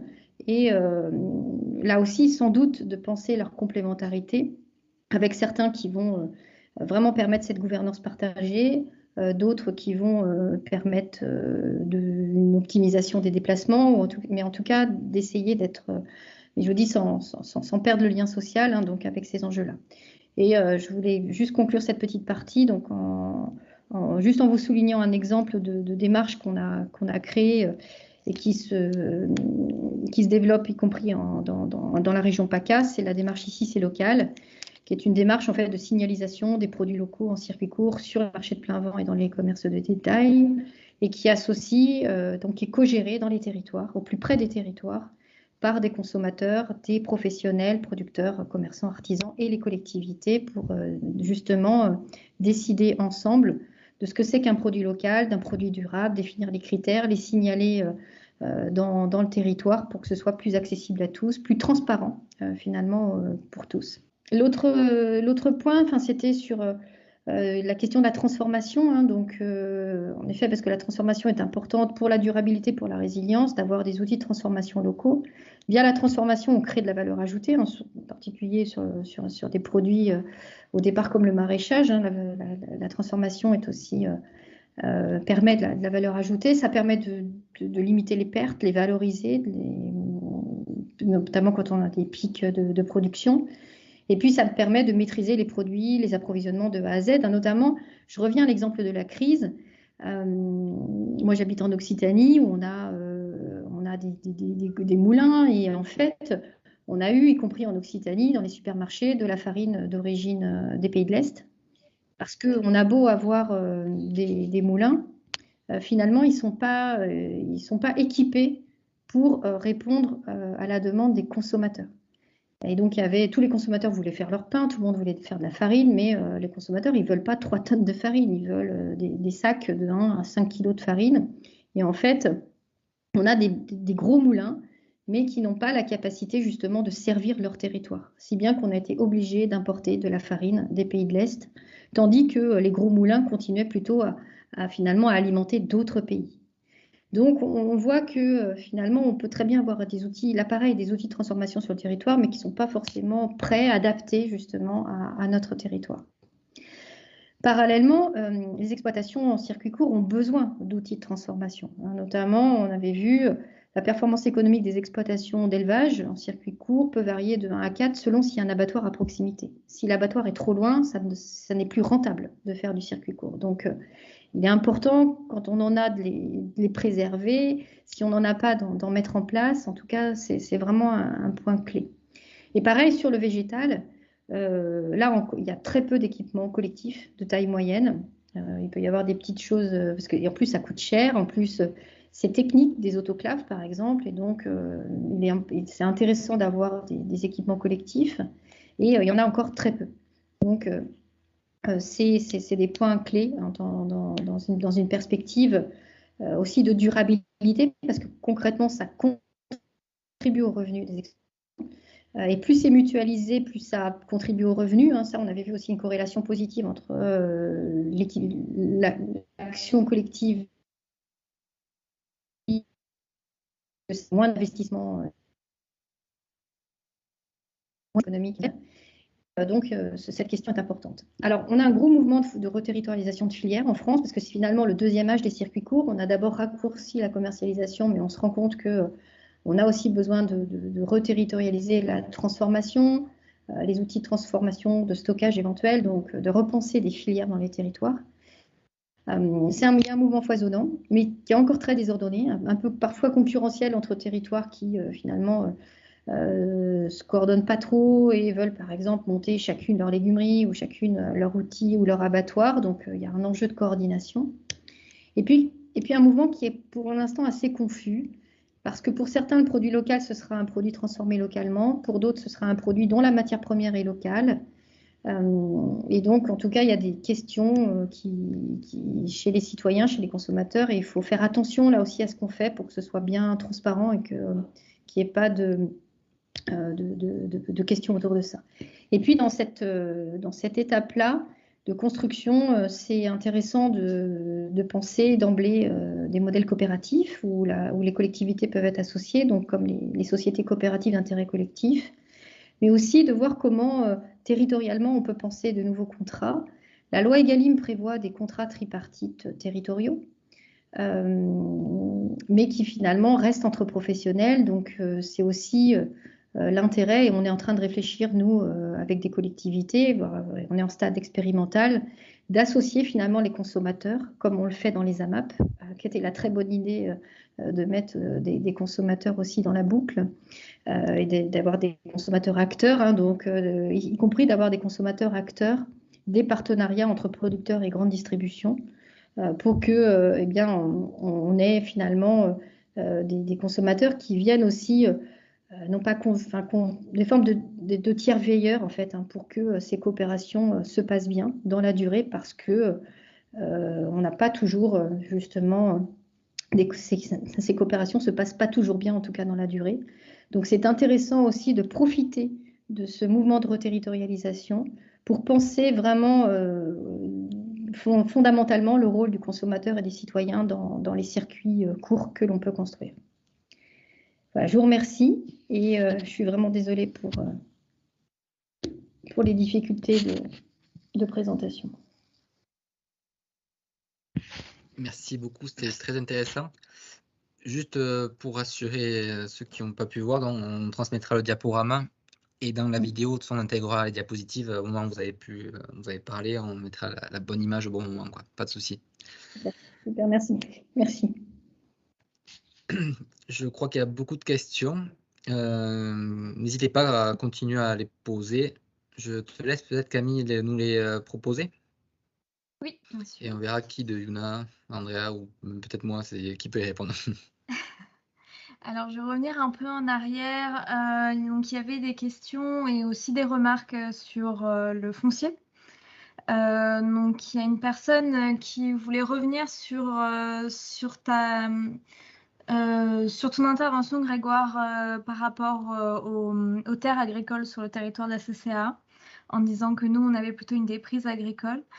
Donc voilà, là, la remarque, c'était plutôt sur le fait que les territoires agricoles qu'il y avait au niveau de la CCA étaient plutôt difficilement exploitables, mais que les territoires qui sont proches du Var, en plaine et facilement exploitables, sont eux plutôt minés par l'urbanisation.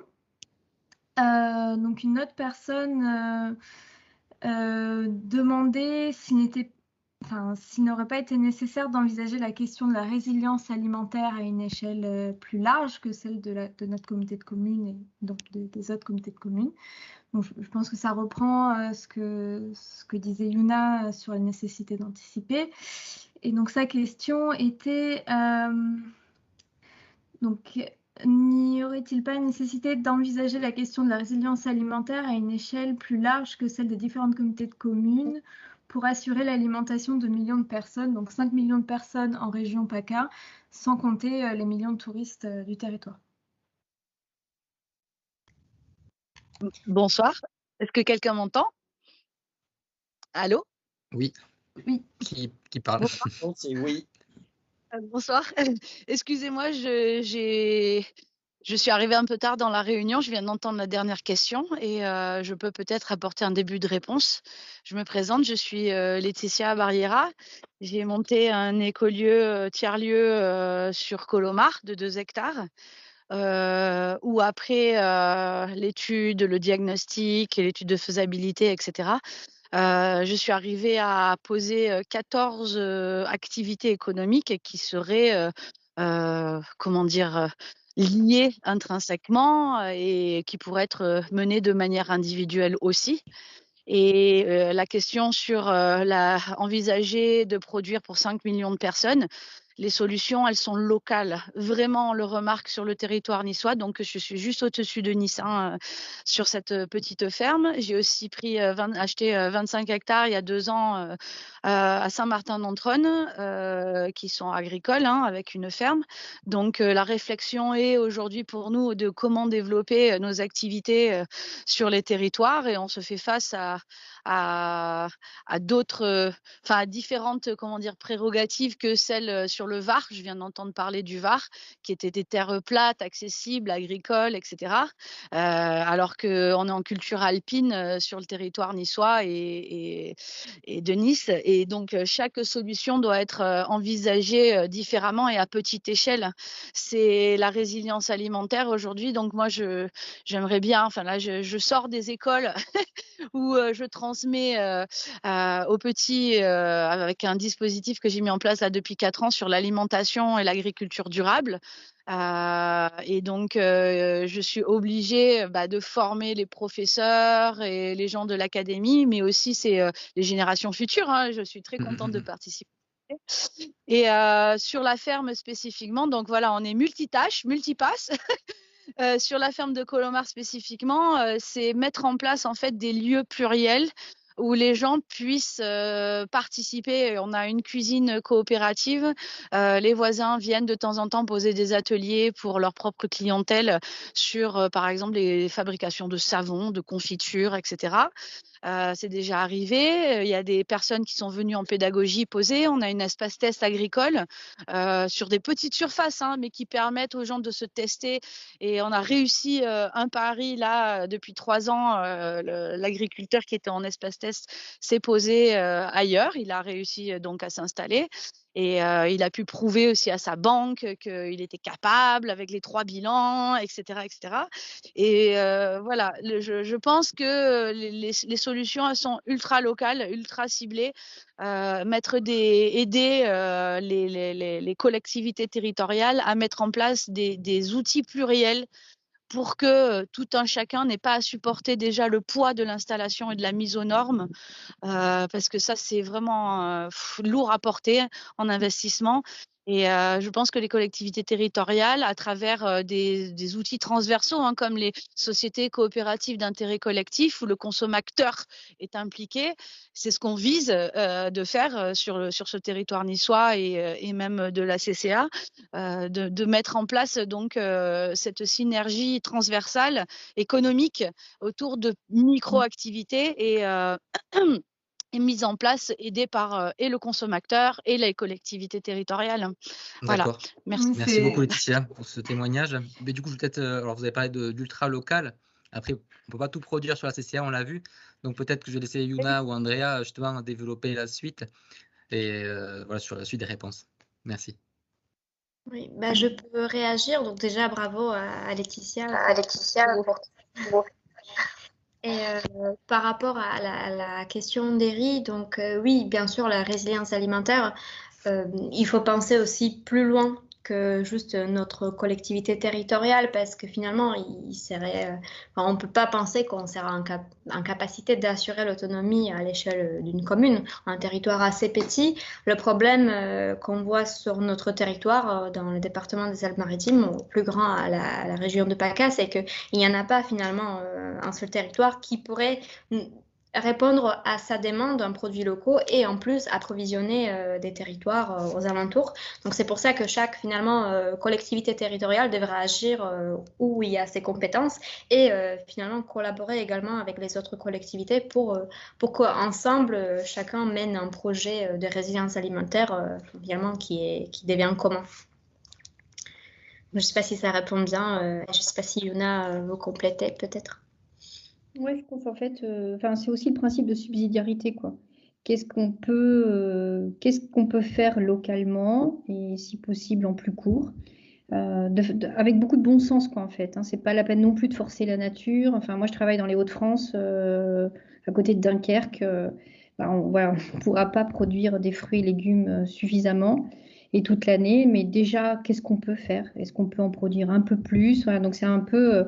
Et puis, quelle complémentarité on a avec d'autres territoires plutôt que de s'approvisionner n'importe où, on peut peut-être avoir des alliances avec des territoires producteurs de fruits et légumes. On reste dans du court, il est un peu plus loin, mais on reste dans du court. On maîtrise, on stabilise, donc on valorise aussi ce territoire partenaire et en échange, on peut. Voilà, donc c'est parce que faudrait pas non plus. On peut avoir des fermes verticales qui s'affranchissent de la nature et tout produire notre alimentation locale, ou des solutions très technologiques et c'est pas non plus. En tout cas, d'un point de vue résilience, durabilité, ça pose plein de questions encore. Voilà. Donc il vaut mieux penser subsidiarité. Merci pour vos réponses. Camille,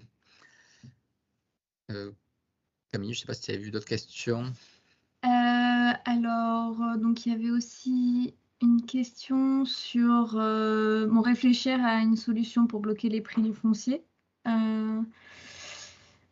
Là-dessus, donc voilà, je ne sais pas si il y a des solutions envisageables ou si c'est. Alors, je vais prendre la réponse. Alors, Monsieur Bonnard connaît un petit peu la réponse. Alors, il y a des mécanismes qui existent en français pour faire en sorte que le prix du foncier n'atteigne pas des prix qui ne donnent pas l'accès à des agriculteurs, en fait. Donc ça, c'est la SAFER qui fait cette veille foncière. Après, même si ce travail de veille peut-être est fait, peut-être qu'il y a toujours des agriculteurs qui trouvent ce prix qui est trop élevé, et c'est certainement le cas. Mais en tout cas, aujourd'hui, il y a des alternatives qui émergent pour enlever cet investissement, pour faire en sorte que ce ne soit pas l'agriculteur qui fasse cet investissement-là. Il y a des collectivités, il y a des foncières, il y a d'autres organismes maintenant qui interviennent dans ce champ-là. Donc, il y a des solutions qui émergent. Peut-être qu'elles ne sont pas toutes parfaites, mais en tout cas, ça commence à apporter des solutions, quoi. Et là, je vois que du coup, il y a des personnes qui réagissent. Oui, il y a la possibilité de mettre des zones agricoles protégées. Il y a des territoires qui l'ont mis en œuvre. Voilà, c'est une façon aussi de bloquer un petit peu les prix.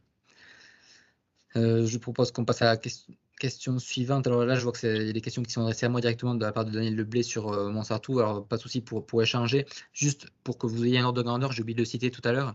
Nous, au niveau de la communauté de communes Alpes d'Azur, il y a 9687 habitants. Donc voilà, c'était juste pour que vous ayez cette ordre de grandeur. Donc quand parler de taux de couverture des besoins, c'était notre référence aujourd'hui, c'est ce nombre d'habitants, et auquel il faudrait intégrer également tout ce qui est tourisme et résidents secondaires. Voilà, nous, on a un lieu quand même assez touristique avec une station de ski sur le Haut-Var avec Valberg. On a l'Estéron, le Moyen-Var qui accueille aussi un nombre de touristes important. Donc tout ça, ça fait des nuitées, des gens qui consomment des produits alimentaires et donc à intégrer aussi dans la réflexion future, quoi. Voilà, je vois pas de nouvelles questions. Une question sur l'écolieu que Madame Barriera a évoquée, pardon. On remettra peut-être je vous invite à la contacter peut-être directement ou je vous mettrai en relation. N'hésitez pas à m'écrire si vous avez des questions ou à grégoirelambert@alpedazur.fr. Je ferai les mises en relation idoine. Est-ce qu'il y a d'autres questions? Je pourrais apporter une précision sur une des solutions auxquelles on ne pense pas assez. Si vous vous écoute. Oui. C'est pour la pression foncière en fait en zone littorale. C'est là en général où est-ce que ça s'urbanise beaucoup. Donc l'idée, c'était, je sais que ça répond pas à tout, encore, ça fait partie d'une des solutions, c'était les associations de jardins partagés. En fait, en louant, on s'est aperçu qu'en louant des parcelles de 50 mètres carrés, par famille, voire plus, enfin multiplié par le nombre de personnes, on pouvait tirer un bon petit chiffre quand même de la location de parcelles. Qu'on pouvait louer à l'hectare à l'année en louant des parcelles de 50 mètres carrés. On est à 30 € par mois sur en zone littorale. Ça nous fait, faites le calcul vous-même, hein, ça fait pas mal de parcelles par hectare. Et on serait à presque 70 000 € de location de parcelles par an. Alors je dis c'est pas mal en gardant une terre agricole, en permettant sur des petites surfaces, hein, ici et là, pour aider les propriétaires terriens à préserver leurs parcelles. Et les anciens agriculteurs, on m'avait demandé à un moment donné à la coopérative de Nice de faire passer justement ce genre d'informations pour que les propriétaires terriens, agricoles ou pas, hein, puissent louer des parcelles et en tirer un petit revenu qui permettrait en quelques années de contrer la vente, si vous préférez, sur une dizaine d'années.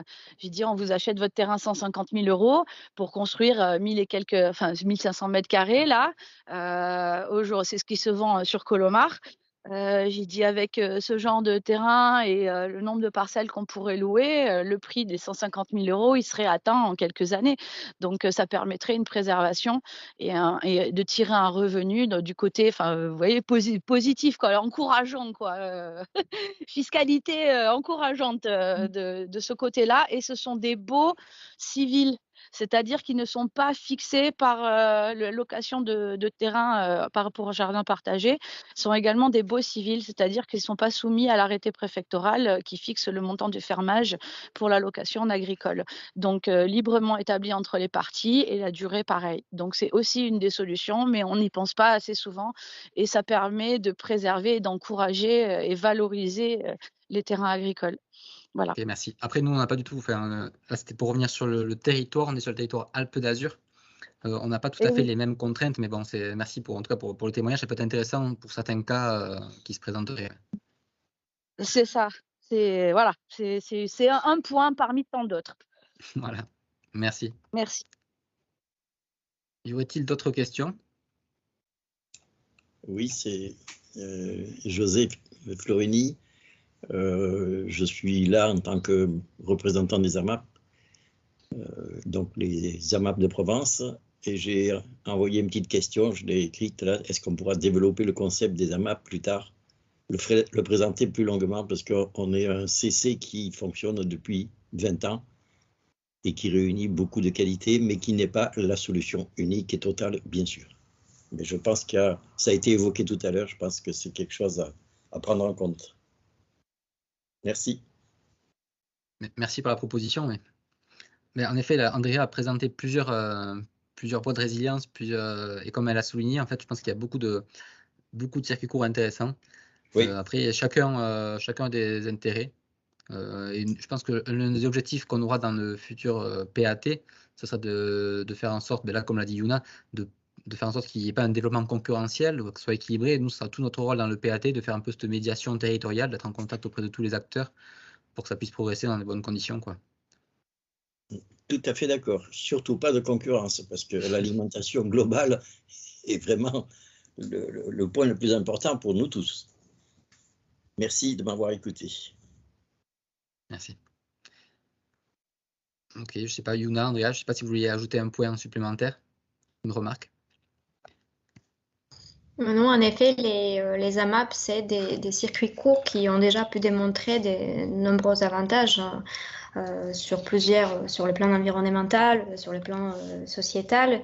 Après, peut-être Yuna, je ne sais pas si elle a eu des résultats particuliers dans son étude concernant les AMAP. Si elle arrive à se reconnecter. Je ne vais pas mettre ma caméra, je suis désolée, parce que sinon ça ne marchera pas.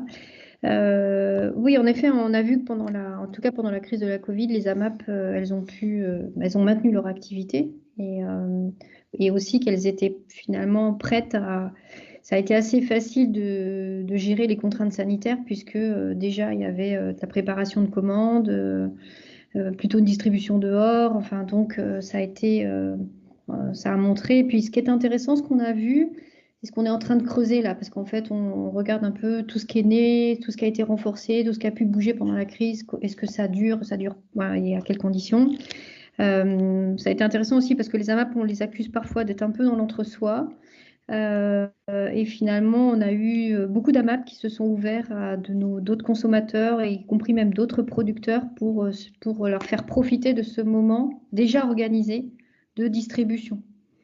Donc, les AMAP sont capables de sortir de l'entre-soi et d'être dans l'ouverture. Donc, et je pense que plus on les pense comme ça, et plus elles ont envie d'être comme ça. Donc, c'est parce que parfois, on les caricature très vite ou trop vite. Et je pense que les AMAP sont vraiment plus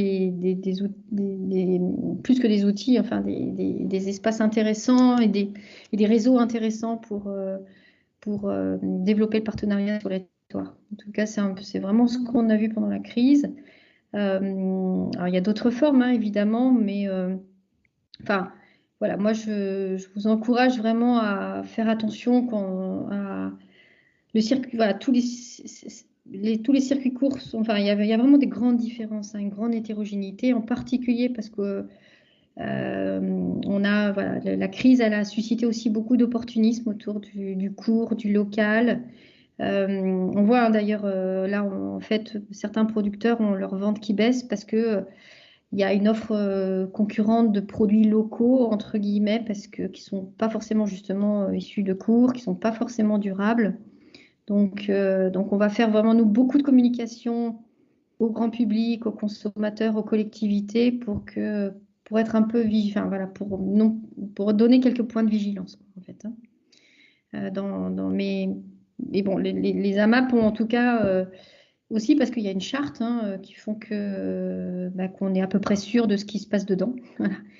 Ce qui n'est pas forcément le cas de tous les circuits courts, quoi. Donc, très basiquement, c'est pas un point de vue, c'est pas une point de vue idéologique que je vous dis. C'est en fait quelles sont vraiment les conditions favorables à la durabilité, quoi. Et le fait que cette charte transparente est un point important, hein, dans cette diversité, dans la complémentarité qu'on essaie de penser aujourd'hui. Et si je peux me permettre une toute petite remarque, non seulement la charte est transparente, mais elle doit être signée par les consommateurs et les producteurs. Tout à fait, tout à fait. Excusez-moi de vous avoir interrompu, mais ça me paraît important. Merci beaucoup pour tout ce qui a été dit. Je suis totalement d'accord. C'est pour ça qu'en fait, cette idée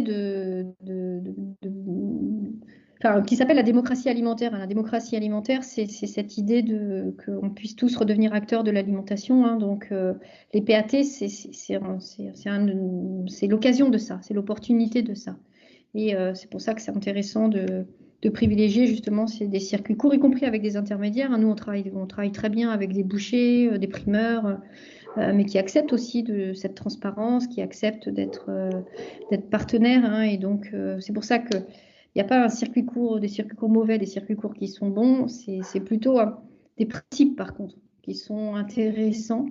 La gouvernance partagée, la transparence, la dimension équitable, l'implication des consommateurs. C'est intéressant, surtout quand on démarre une stratégie alimentaire de territoire comme vous, qu'on la consolide, hein, avec un PAT, de regarder ces conditions favorables. Je donnerai à Grégoire également donc, le lien vers le site du RMT Alimentation Locale, où vous trouverez beaucoup de ressources donc aussi, notamment, on va publier d'ici 15 jours un observatoire des circuits courts alimentaires en France, qui permet aussi de repérer les circuits courts plutôt justement à destination des professionnels et des collectivités pour déjà voir les circuits courts qu'il y a dans le territoire ou dans le territoire d'à côté pour éviter cette concurrence, en fait faciliter cette coordination entre territoires. On fera la même chose dans cet observatoire, on aura aussi une cartographie des outils de transformation. Les moulins, les légumeries, les micro-conserveries, les plateformes pour la restauration collective. Donc voilà, donc ça sera vraiment une nouvelle, alors qui sera de toute façon aussi en lien avec l'outil Cratère des greniers d'abondance, hein, donc avec une bonne complémentarité pour que différents outils servent à l'action publique ou privée ou citoyenne. Je mettrai, oui, merci beaucoup. Je mettrai le lien du coup dans le compte rendu. Hein. Pour chaque visio, il y aura une vidéo et un compte rendu qui sera réalisé, donc vous serez destinataire, quoi. Si je peux encore réagir, donc c'est vrai que le circuit court, les AMAP, c'est un exemple assez résilient d'approvisionnement alimentaire. Mais le message que je voulais vraiment passer dans cette présentation, c'est que c'est qu'un maillon de système alimentaire. Et pour pouvoir faire des circuits courts, des AMAP, il faut des agriculteurs, il faut préserver les terres agricoles et il faut aussi agir sur les modes de consommation. Il faut que le consommateur soit prêt de consommer ce type de produits.